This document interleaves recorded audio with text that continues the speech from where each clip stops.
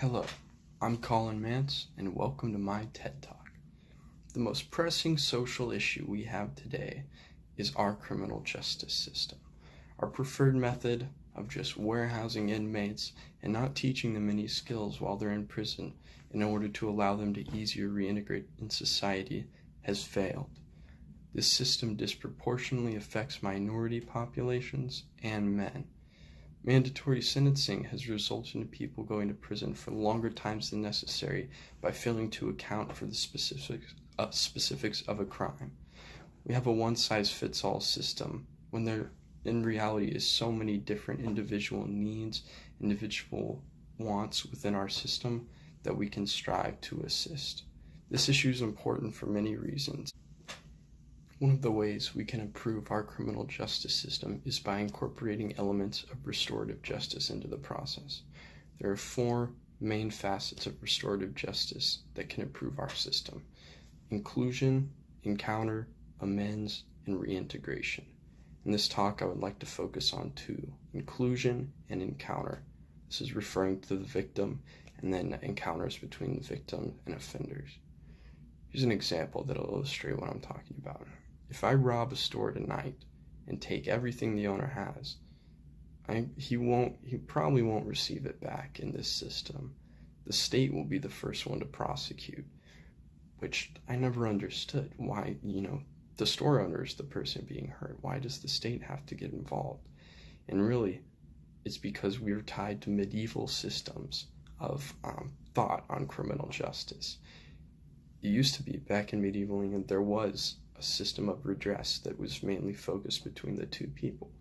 But then the king decided that he could get a little money out of the thing and would tack on fines whenever people used a case through his system. And that grew into the state wholly prosecuting crimes in which the victim is completely excluded from the process.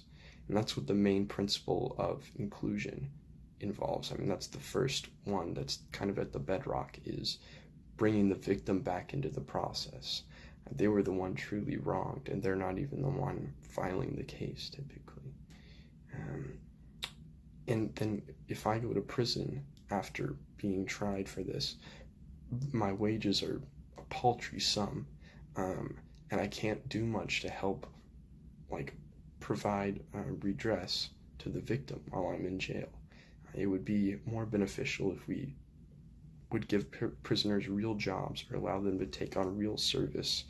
Maybe they don't even have to go to jail, but during that time, those wages are paid into a victim recompensation fund. It's a radical notion, right? But then it truly heals the victim in the process, and you can make an agreement with the victim to get them back to where they started. More than anything in life, relationships are the most important thing. These interpersonal connections are what shape who we are, craft our decisions, and affect everything we ever do. Caring concern is the idea that you say what needs to be said, even though it can be a little difficult. And I think that really needs to be incorporated into our criminal justice system. We have victims and offenders completely separated, and they never get a chance to see each other. But if we allow them to encounter one another and talk through the issue, it's a critical part of the restorative process. It allows victims to understand why the offender acted the way they did, and the offender can really see the results of their actions and hear how it impacted the person on the other end, who was just a face, just an idea to them, but it makes it real for both sides. Currently, the only time victims really see offenders is when they're in handcuffs in court. They never get a chance to engage with them at all because their case is being played out before them. And sometimes, or a lot of times, victims don't get to see the offenders at all because the offenders have not been caught. Think of all the times that someone has hurt you, and then I'm sure one of those times you didn't get the chance to say really what was on your mind about it. You didn't get to fully express yourself, and I'm sure that kind of leaves you wanting more, wanting to say something, engage some way. And I know, we have the means to do this. We know where the victim is, if they're out, or we know where the offender is if they're in jail, and we know where the victim is. It shouldn't be that difficult to bring them together. There's a lack of closure, and most of us would feel better if we got this chance at closure. Even just getting to understand why they did it. That's oftentimes something that tears so much at us.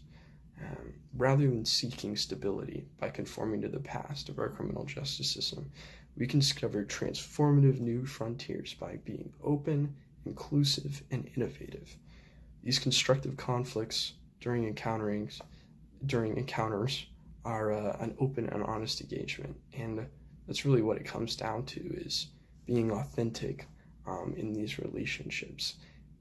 Offenders have violated the relationship that society has provided between people, and they were not authentic. But bringing these conversations in, allowing them to work this out, kind of returns that authenticity and returns it to the original powerful relationship. And I think at the core, criminal justice reform boils down to a simple question. Do you think people can change and grow, or do you think that they cannot? Our current criminal justice system is one that assumes people really cannot change. They're better off being thrown in jail, and it does nothing to address the underlying issues.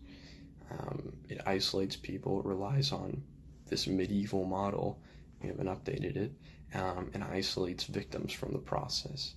I think we can all imagine a system that fully restores victims of a crime and really gets at the underlying causes of the crime, and can really impact people who tend to be repeat offenders, because we're going at what is causing them to actually be repeat offenders rather than just throwing them behind bars every time. Many people committing crimes, smaller crimes that would work within this system, are they're doing so because of drugs, or it's like really a temporary monetary fix that they need. And putting them in jail now won't prevent them from future crime. It just kind of kicks the ball down the road. But if you can get these people help they need, like with their addiction, then that'll go a long way. And then we need to give victims a chance to get some compensation, and then they need to understand what is it getting at the root of the offender's action. In short, while this does not solve all the problems underlying the system, it ensures victims are included in the process, and also helps offenders be more vocal about the reasons they have committed their crimes. It works too. Numerous studies throughout New Zealand, Canada, and the United States find extremely high satisfaction levels with these encounters and community mediation processes, typically between 93 and 95%.